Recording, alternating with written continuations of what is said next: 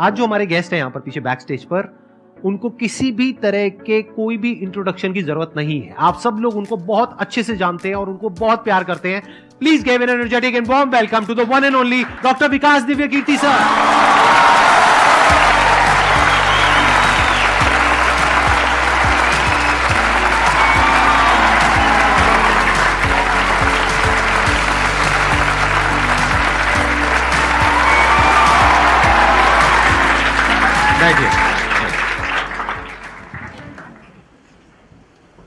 मैं सबसे पहले आपको धन्यवाद देना चाहता हूँ धन्यवाद आपका आने के लिए। Thank you so much. क्योंकि जब से मैंने सीरीज शुरू करी है तब से हमारे कमेंट सेक्शन में कोई भी एक भी ऐसा वीडियो नहीं है जहां पर आपका नाम ना लिखा हो।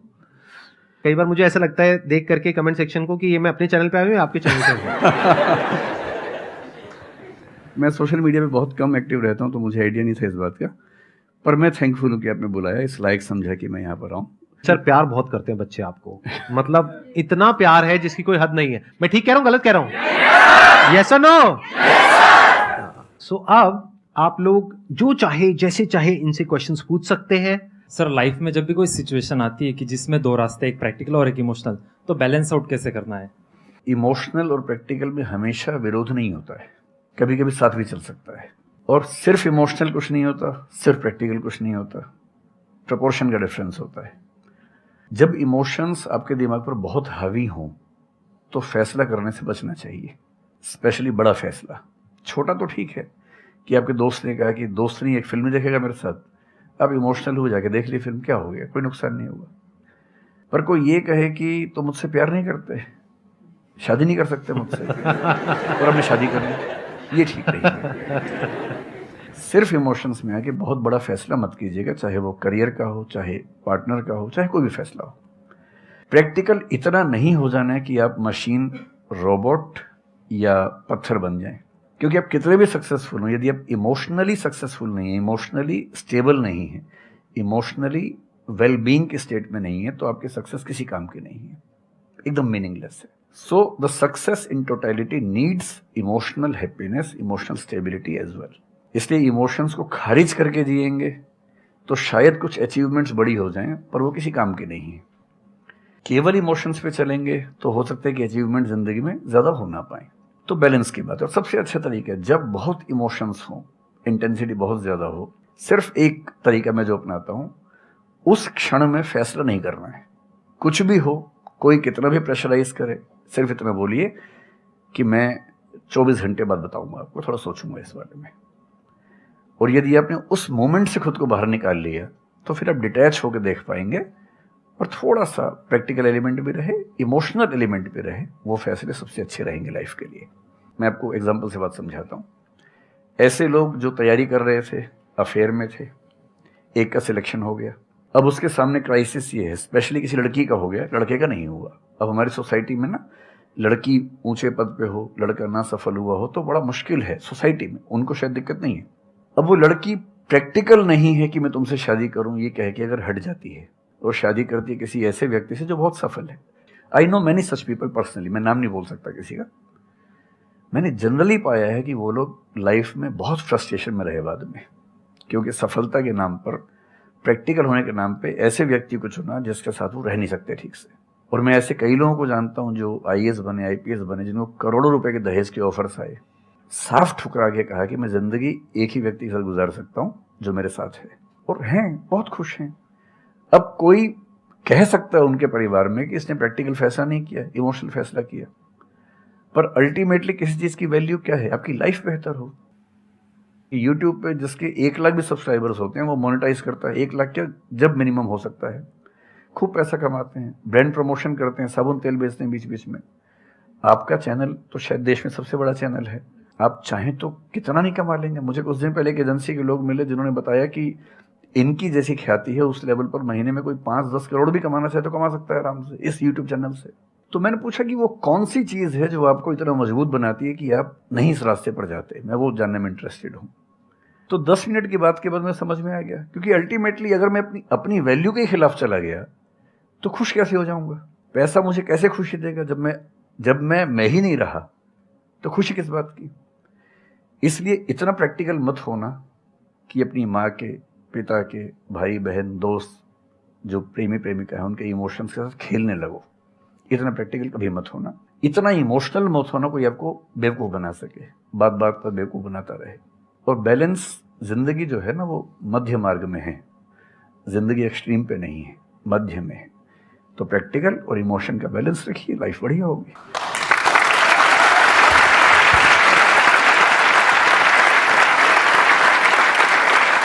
आपने सर इतने अच्छे से एक्सप्लेन किया, मेरे पास में कुछ है ही नहीं बोलने के लिए। यूजुअली मेरे पास में कुछ होता है ऐड करने के लिए, लेकिन आपने पूरा ही उसका ऐसा निचोड़ निकाल दिया। आपने YouTube पे इतना बोला कि सच में नहीं बचा होगा आपके पास। 6-7 साल पहले की बात है, मेरी एक स्टूडेंट थी जो सुसाइडल टेंडेंसी की शिकार थी उस समय। उसके घर में कुछ ऐसी ट्रेजेडी, उसकी मदर की डेथ हुई थी, और एक ऐसी ट्रेजेडी जो बहुत ही रेयर किस्म की ट्रेजेडी है, जो शेयर करना ठीक नहीं है यहाँ। तो वो मेरे पास आई और मुझे लगा कि आज मैं पहली बार किसी ऐसे व्यक्ति से बात करूं जो डिप्रेशन में है और सुसाइड कर सकता है अगले 1-2 दिन के अंदर अंदर। अब मैं परेशान था कि मैं कैसे मैनेज करूं, और मुझे मोटिवेशन की ऐसी जानकारी उस समय तो बिल्कुल नहीं थी, बाद में थोड़ा बहुत पढ़ा। तो मैंने उससे कहा कि अच्छा तुम घर जाओ, मैं कुछ देखता हूँ। फिर मैं घर गया, नेट पे सर्च करना शुरू किया। करते करते मुझे आपका एक वीडियो मिल गया, अनस्टॉपेबल, शायद कुछ आपने एक वो बनाया था उस समय। तो मैंने वो थोड़ा सा देखा, 10 मिनट का। मुझे लगा कि ये जो है ना, ये इंजेक्शन है किसी मतलब डिप्रेस्ड व्यक्ति को तुरंत मोटिवेट करने के लिए। तो मुझे ध्यान है कि मैंने उसको वीडियो का लिंक भेजा। मैंने कहा देखो, जिंदगी अपने रास्ते पे चलेगी, ठीक हो जाएगी।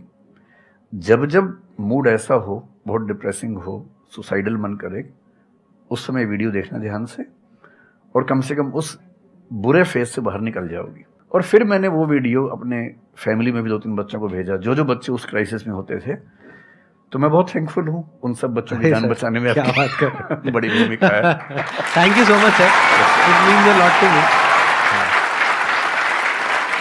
ये तो आपने बहुत बड़ी बात कह दी सर, मेरे लिए बहुत बड़ी बात है ये। नहीं, कई बच्चों की जान बचाई होगी आपने जरूर। जो वो एक मोमेंट होता है, उस मोमेंट में कोई बचा ले तो लोग बच जाते हैं, वो मोमेंट क्रॉस हो जाए तो फिर चीजें बिगड़ जाती हैं। हेलो सर, नमस्ते। नमस्ते सर, बोथ ऑफ यू, मैं हमेशा से आप दोनों की बहुत फैन रही हूँ। मुझे बस ऐसा लग रहा है कि मैं सपना देख रही हूँ, मेरे लिए रियलिटी नहीं है। मुझे बस आपसे ये जानना, मैं हर मतलब एवरी डे 8 से 10 आवर में पढ़ाई करती हूँ, बट मुझे कभी कभी बहुत डिमोटिवेशन आ जाता है कि होगा नहीं होगा, क्या होगा पता नहीं।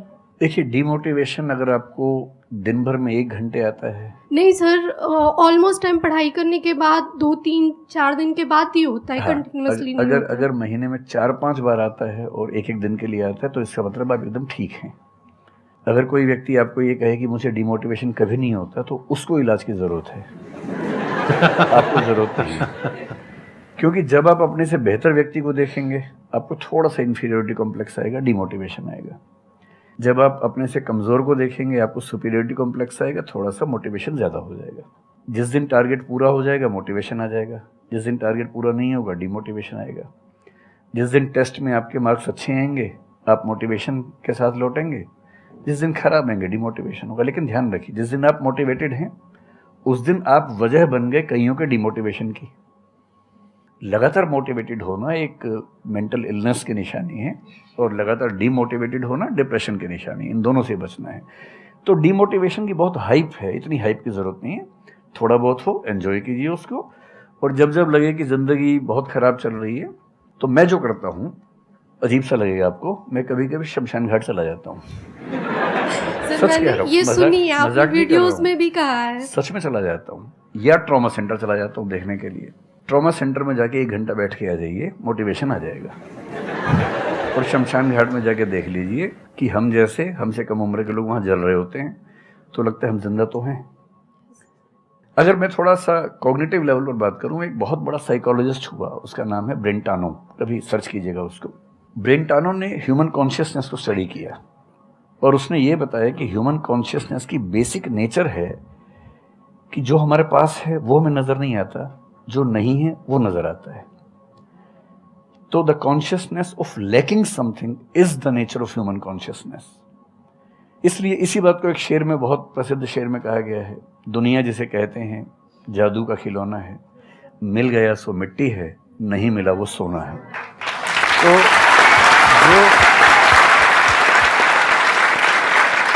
तो जो आपको नहीं मिलेगा ना, हमेशा बड़ा होकर दिखेगा, जो मिलेगा छोटा हो जाएगा। तो ईमानदारी इसमें है कि जब जब डिमोटिवेशन और डिप्रेशन हो, एक कागज़ लेके बैठ जाइए और एक तरफ लिखिए मेरी ज़िंदगी में ऐसा क्या क्या है जो दूसरों के पास नहीं है। पेज भर जाएगा पूरा। तो जो है उस पर ध्यान दीजिए और एंजॉय कीजिए। मेरा क्वेश्चन है कि आजकल बहुत लोग बोलते हैं कि एजुकेशन सिस्टम हमारा पुराना हो गया है और बहुत लोग बोलते हैं कि इसे चेंज करना चाहिए और ये सारी चीज़ें बहुत पुरानी हो रही है जो हम अभी करंटली पढ़ रहे हैं। तो इस पे आपका ओपिनियन क्या है? एजुकेशन सिस्टम में तो बहुत मेजर चेंजेस की ज़रूरत है और ये बात भारत सरकार ने एक्सेप्ट भी की है, नई पॉलिसी भी लेके आए हैं। मतलब मुझे लगता है कि कई लेवल्स पे देखना है। सबसे पहले तो ये डिफाइन करना ज़रूरी है कि एजुकेशन का पर्पज़ है क्या। क्या पर्पज़ केवल नौकरी लेना है, एक जॉब मिल जाए, वही पर्पज़ है? मैं उससे एग्री नहीं करता हूँ।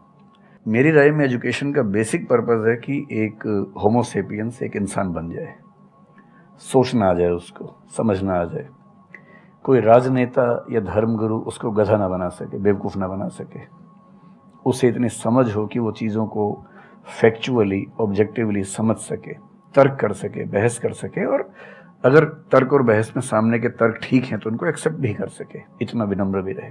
बेसिकली पर्सनैलिटी ग्रूमिंग का प्रोसेस एजुकेशन है, वो केवल नौकरी का मामला नहीं है।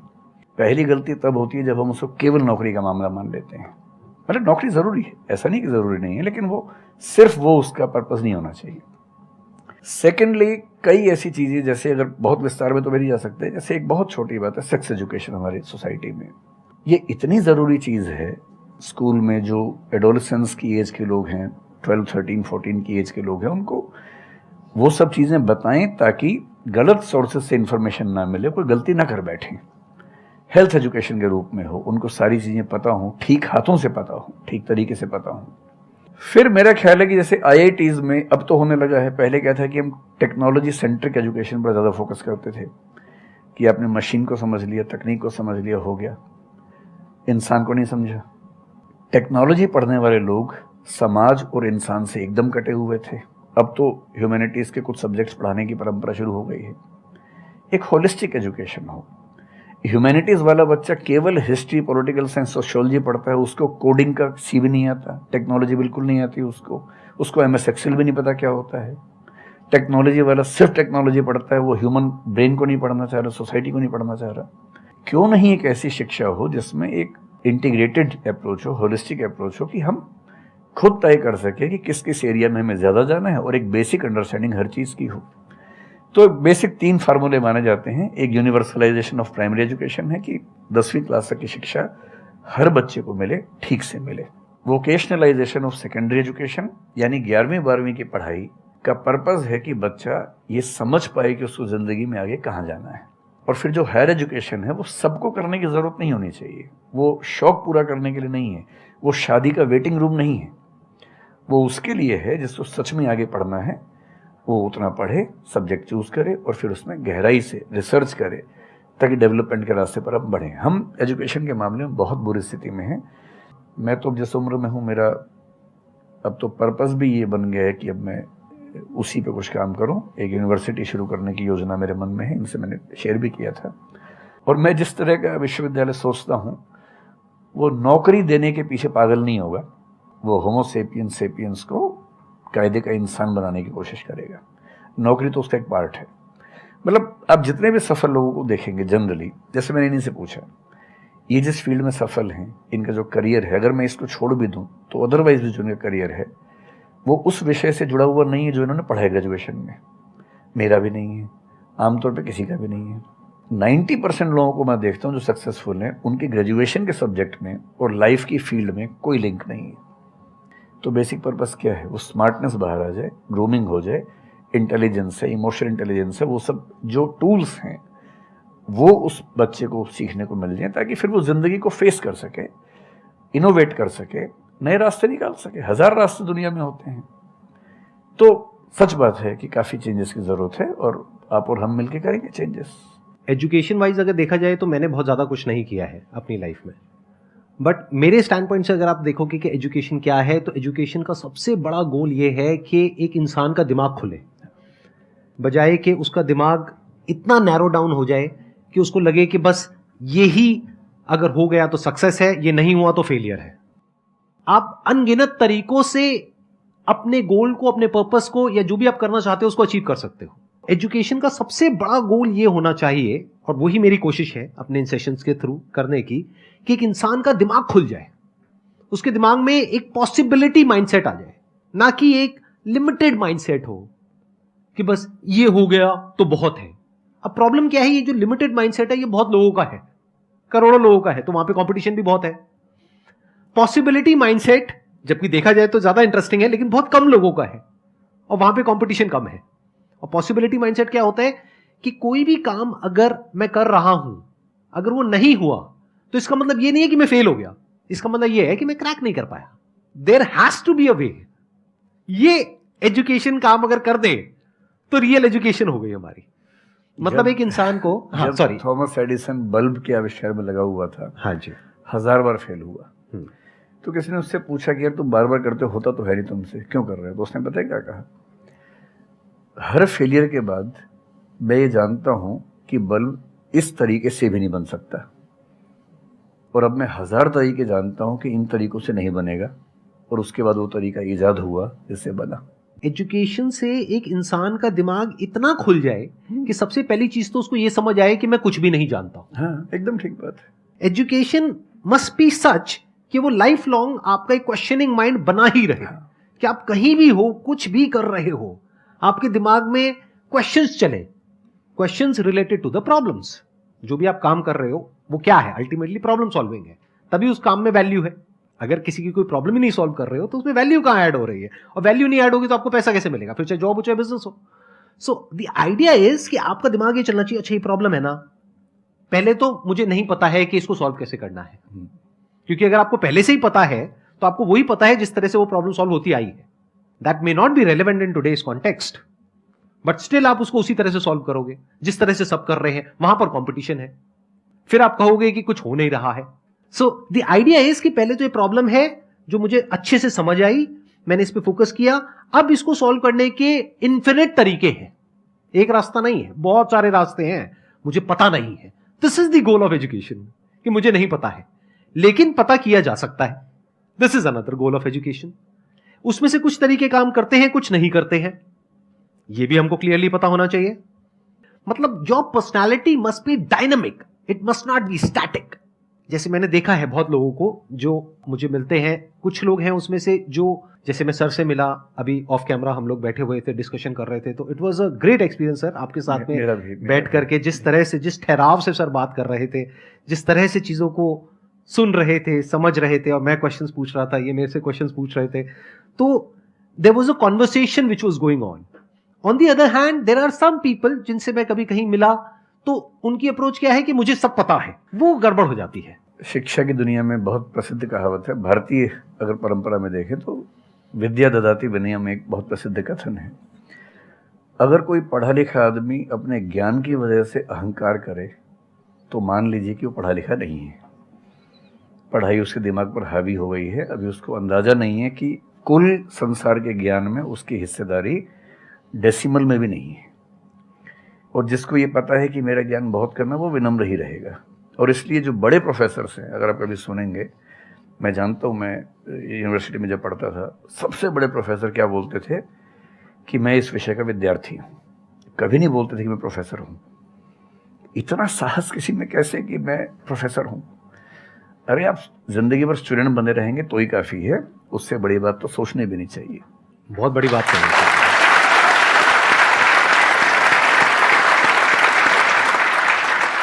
मतलब कि एजुकेशन का गोल आपको प्रोफेसर बनाना नहीं है, आपको स्टूडेंट बनाना है। अगर सर की बात को आगे एक्सटेंड किया जाए, एकदम सही बात। एक लाइफ लॉन्ग स्टूडेंट, कि आप सीखते चले जा रहे हो, सबसे जिससे मिल रहे हो, लोगों से सीख रहे हो, सिचुएशन से सीख रहे हो, अपनी लाइफ के अच्छे एक्सपीरियंसेस से सीख रहे हो, बुरे से सीख रहे हो। जैसे मैंने देखा है जब भी यहाँ पे कोई क्वेश्चंस पूछते हैं ना, सबके क्वेश्चंस एक ही होते हैं, सर सक्सेसफुल कैसे हो। कभी मैंने आज तक ये क्वेश्चन नहीं सुना किसी का भी जो इससे बड़ा क्वेश्चन है, जो आप रिलेट कर जाएंगे कि सर सक्सेस हमारा दिमाग खराब किस तरीके से करती है, या सक्सेस का क्या माइनस पॉइंट है। सही बात। सक्सेसफुल होने से बड़ा है मीनिंगफुल होना, सार्थक होना। सफल होना छोटी बात है, सार्थक होना ज्यादा बड़ी बात है। सर मेरा क्वेश्चन ये है कि लाइफ में बहुत सारे सर्कमस्टांसेस आते हैं जहाँ पे मतलब हमें ये लगता है, बहुत सारे निगेटिव थॉट्स आते हैं कि मतलब आगे कैसे बढ़े, how to get rid of fear of failure. Sir कैसे हम इसको हैंडल करें, अगर हम कोई किसी चीज़ को शुरू करना चाहते हैं सर, तो हमारे दिमाग में बहुत सारे निगेटिव थॉट्स चलते रहते हैं, हो पाएगा नहीं हो पाएगा, बहुत तरह के नेगेटिव क्वेश्चंस आते रहते हैं सर, तो इसको कैसे हैंडल करना है सर इस सिचुएशन को? फियर ऑफ फेलियर थोड़ा सा ठीक भी है जी। ये हमें रोकता है उन दिशाओं में जाने से जहाँ हमें जाना भी नहीं चाहिए। जैसे मान लीजिए मैं सोचूं कि मैं फुटबॉल प्लेयर बन जाऊं, मुझे पता है कि नहीं बन पाऊंगा, मेरी फिटनेस वैसी नहीं है, तो मुझे ये फियर रोक लेगा, ठीक बात है ना। ये ज़रूरी नहीं है कि आप दुनिया में हर चीज़ के लिए ठीक हो। हर किसी का एक पैकेज है, हर किसी का जो एट्रीब्यूट्स हैं या वर्च्यूज़ हैं उन सब का एक पैकेज है। We can be good at few things, we can be best at maybe one thing, we cannot be best at everything। तो ये बहुत ज़रूरी है कि अपने एप्टीट्यूड को देख के हम सिलेक्शन करें कि हमें कहाँ जाना चाहिए। ठीक है, अगर सिलेक्शन कर लिया है तो फिर फियर ऑफ फेलियर होने की वजह ये है कि या तो आप जो कंपटीशन है उस पर ज़्यादा फोकस कर रहे हैं, अपनी स्ट्रेंथ पे कम फोकस कर रहे हैं। मेरे ख्याल से स्ट्रेंथ पे फोकस करना, कुछ अच्छे लोगों की कंपनी में रहना जो थोड़ा सा मोटिवेट करते हों, अच्छे दोस्त हों, लगातार मनहूस टाइप की बात ना करते हों, ऐसे लोगों के साथ रहना, कुछ रिक्रिएशनल एक्टिविटीज़ उससे बाहर निकल के थोड़ा खेलना कूदना, मतलब फिजिकली फिट रहना, वो सब रहेगा तो हार्मोन्स जो हमारे दिमाग में आते हैं उससे, फिजिकल एक्टिविटी से, जो एंडोर्फिन्स वगैरह हैं, हैप्पी हार्मोन्स है, डोपामाइन वगैरह है, वो रिलीज होते रहें तो हम वैसे भी बहुत फियर से बचे रहते हैं। और अंत में मेरा तरीका ये है कि अगर मैं कुछ नहीं करूँगा तो फेल होना तय है, करूँगा तो चांस है कि फेल होऊंगा या पास हो जाऊंगा, तो नहीं करने में तो तय है कि फेल हो गया, तो क्यों ना एक बार चांस ले लेते हैं। और एक जगह फेल होऊंगा तो तय मान के चलिए कि दूसरी जगह मेरे फेल होने के चांस कम होगा, क्योंकि मुझे एक एक्सपीरियंस है प्रयास करने का और फेल होने का, और वो एक्सपीरियंस किसी ना किसी क्वांटिटी में हर फील्ड में काम आता है, मैच्योरिटी आपके अंदर आती है। और मैं एक शेर अक्सर यूज़ करता हूँ, बहुत बहुत प्रिय शेर मुझे है, और मुझे सच में लगता है कि ज़िंदगी को जीना बहुत आसान काम है, मुश्किल काम नहीं है। असली बात है कि आप प्रयोग करें, कोशिश करें, और हार जाएं तो दूसरी कोशिश करें।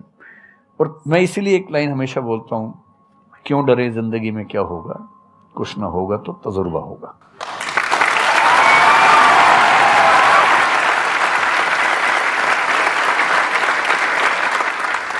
मुझे भी सर के जैसे मोटिवेशनल स्पीकर बनना है सर, पर मैं ये सोचती हूँ कि अगर मैं वीडियो बनाऊँगी, कंटेंट बनाऊँगी, तो संदीप सर को छोड़ के या फिर बहुत बड़े बड़े मोटिवेशनल स्पीकर्स हैं उनको छोड़ के मुझे देखेगा कौन। मतलब ये मेरे अंदर थॉट्स आते हैं कि अभी मेरा मतलब मैं 19 ईयर की हूँ, तो मैं जब वीडियो कंटेंट बनाऊँगी तो मुझे ऐसा मतलब मेरे अंदर ये थॉट है कि मैं कोई बड़ा आदमी नहीं हूँ या फिर कुछ बड़ा नहीं हूँ, तो मैं ये वीडियो कैसे डाल सकती हूँ, लोग क्या सोचेंगे कि मतलब तू ये तो खुद कुछ नहीं है और लोगों को मोटिवेट कर रहा है, ऐसा मेरे अंदर थॉट आता है। पहले या तो कुछ कर लीजिए जिंदगी में, उसके बाद मोटिवेट कर लीजिए, और नहीं तो मोटिवेशन एक पूरी साइंस है, साइकोलॉजी से जुड़ी साइंस है, उसको ठीक से पढ़ के रिसर्च करके उससे बात कीजिए। शुरू में तो जब इन्होंने भी शुरू किया होगा, कहाँ शुरू में लोग जानते होंगे, बड़ी लंबी स्ट्रगल होती है, किसी भी फील्ड में इतनी लंबी स्ट्रगल है। देखिए जो आदमी सफल है ना, आप ये जो हमारा वर्तमान है ये ऐसे ही नहीं बन गया है। हर सफल आदमी का एक बहुत लंबा अतीत होता है जिस पर नज़र किसी की नहीं होती है। और बशीर बद्र ने एक बड़ी गहरी बात कही थी, ये फूल मुझे कोई विरासत में मिले हैं, तुमने मेरा कांटों भरा बिस्तर नहीं देखा।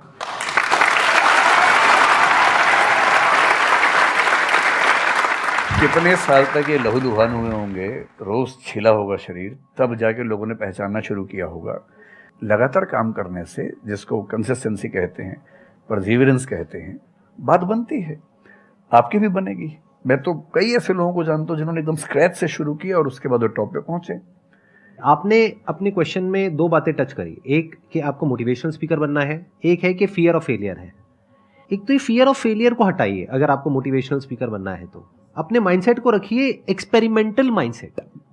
आप ये समझिए life is like an experiment. एक साइंटिस्ट का माइंड कैसा होता है, वो ये थोड़ी ना सोचता है कि मैंने ये एक्सपेरिमेंट किया, ये फेल हो गया तो क्या होगा। उसको पता है failure is the part of success. जब तक 20-30 बार, 50 बार, 100 बार कोई एक्सपेरिमेंट फेल नहीं हुआ, इसका मतलब वो कुछ नया ट्राई नहीं कर रहा, इसका मतलब वो तो रिपीट कर रहा है। जैसे स्कूल में बच्चे करते हैं लेबोरेटरी में कि बुक में देखा बस उसको कॉपी किया, तो दोनों में फर्क हो गया ना। एक है कुछ नया डिस्कवर करना, कुछ नया क्रिएट करना, एक है जो क्रिएट हो चुका है उसको रिपीट करना। तो you are talking about becoming a motivational speaker. तो अगर आप मेरे जैसे बनेंगे तो कोई क्यों देखेगा आपको? आपको तो अपने जैसा बनना पड़ेगा ना। तो अब उसमें क्या करना पड़ेगा? अब आपको क्या पता कि आपके अंदर ऐसा क्या है जिसको लोग देखना चाहें? उसके लिए तो एक्सपेरिमेंट करना पड़ेगा, ट्राई करना पड़ेगा। एक तरह से आप वीडियो बना के डालोगे, कोई नहीं देखेगा। दूसरी तरह से बना के डालोगे, कोई नहीं देखेगा। फिर तीसरी तरह से, फिर चौथी तरह से। हो सकता है 6 महीने बाद, 1 साल बाद, 2 साल बाद जा करके कहीं थोड़ा सा कुछ ऐसा क्लिक हो जाए जो हो सकता है आपको लग रहा था कि शायद ये नहीं होगा और वो क्लिक हो जाए। बट ये सब होता उसी के साथ में जो कुछ कर रहा होता है, जो कुछ ट्राई करता है। जैसे ट्राई करोगे तो हो सकता है हो जाए, नहीं करोगे तो पक्का है नहीं होगा, जैसा भी सर ने थोड़ी देर पहले कहा था।